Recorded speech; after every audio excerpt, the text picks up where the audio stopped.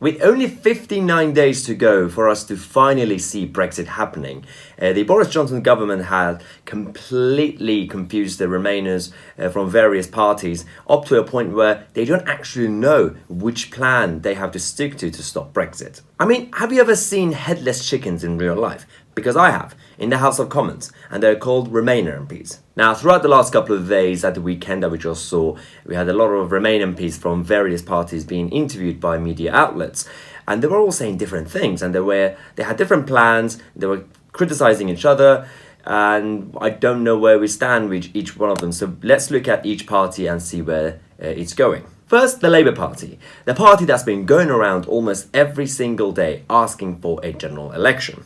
And now the Boris Johnson government is hinting at having a snap election. Labour are freaking out.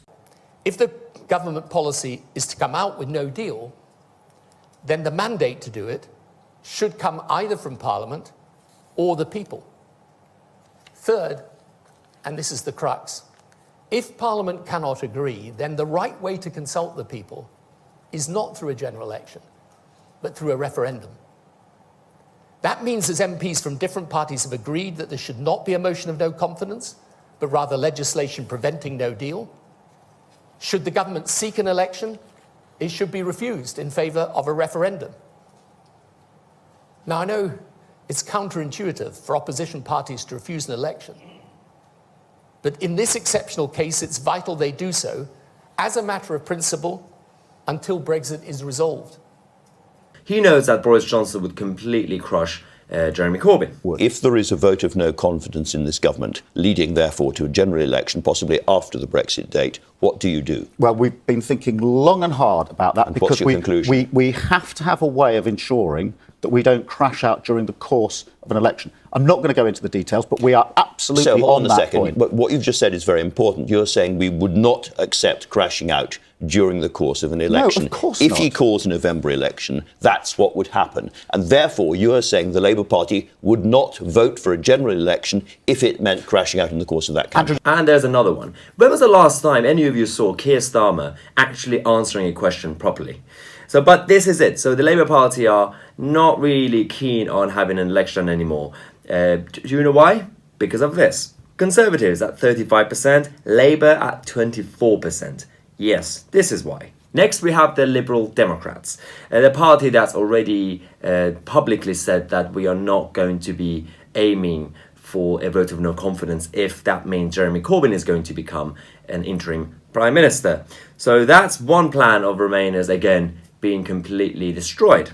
The other option is a vote of no confidence in the government, in which Jo Swinson, your leader, has said, well, we're not going to back anything that puts Jeremy Corbyn into number 10. Well, what she said is it's really important. Well, she has said she'd meet with them. We are working with the Labour Party. They are part of this cross-party group that we are a part of as well. And what Jo said was it's up to Jeremy Corbyn to show that he has the confidence of the House, that he's got enough MPs to be able to back him and win that vote. What she stated was a fact, which is that I don't think he does. And if he doesn't, then we need to think of an alternative. And what she'd said was that Harriet Harman or Ken Clarke actually might stand a better chance of being able to lead, this interim government of national unity or whatever it might be. At this point, they would literally take anyone. They would even take Larry the Cat to become interim Prime Minister than Jeremy Corbyn. Now that's embarrassing. Next, we have the Tory Remainer MPs, the Conservative Wets, the ones that are planning to make a move against their own party and their own elected government. Are you prepared to lose the party whip on this? Because there are reports in the paper today that those Conservative MPs who rebel could lose the whip. Are you prepared to do that? Well, I've seen those reports. I mean, if it is the position now that defying a whip on a European vote is a matter that you lose the whip for the Conservative Party, then I think there's quite a lot of Conservative MPs who, over the recent months, would have lost the whip. But sometimes there is a point where you have to judge between your own personal interests and the national interest, and the national interest has to come first. David Gauke is willing to lose the party whip over this vote and is willing to be deselected. I think I've got some news for Gauke and people like him. you will be deselected whether you like it or not. And finally, John Bercow, the Speaker of the House of Commons, the man whose job is supposed to be impartial. His job is to make sure that obviously in the House of Commons, MPs do get a say and they have the ability to debate stuff, but not in a way that they could block a referendum result. Well, we have some good news because the Conservatives are planning to essentially unseat John Bercow.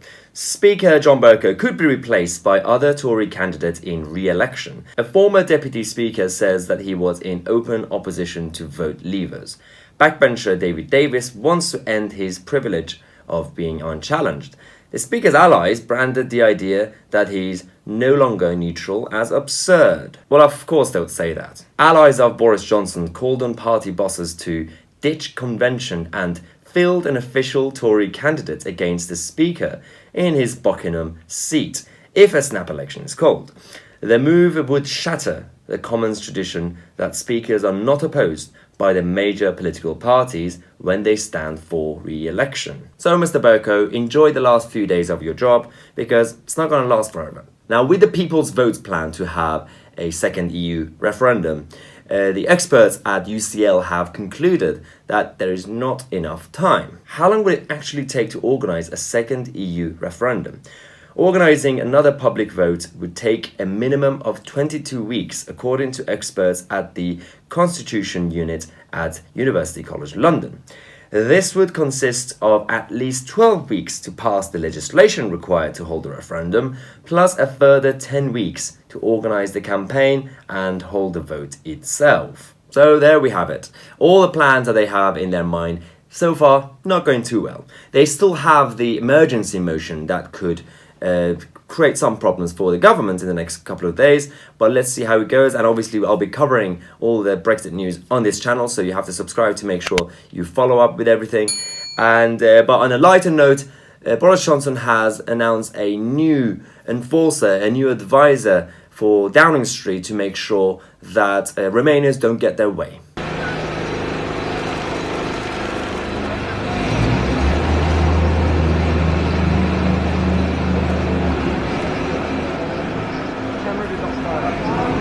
Yes, that's Dylan. His job in Downing Street will be, well, first to cause trouble for Larry the Cat, but also to make sure that the Brexit that people voted for actually happens. But on a serious note, Remainers are now actually completely embarrassing themselves.